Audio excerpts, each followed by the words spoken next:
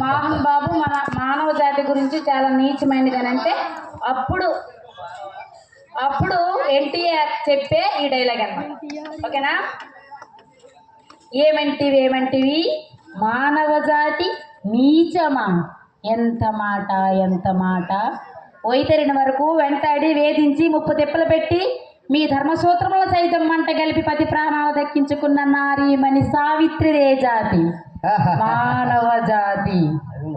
తన భక్తితో సాక్షాత్ పరమశివుడినే ప్రత్యక్షం గావించి మీ పాశమును సైతం గడ్డిపోచుగా నుంచి ప్రాణహరులైన మిమ్మల్నే ప్రాణభయంతో పరుగులెత్తించిన పసివాడు మార్కండేయుడిదే జాతి, మానవ జాతి.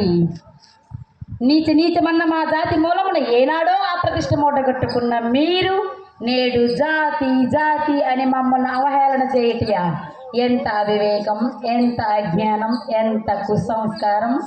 నేటి నుంచి దేవుడు అధికుడు, నరుడు అధముడని గింజ భావాన్ని కూకట వేలు సైతం పెకలించే వేసదా.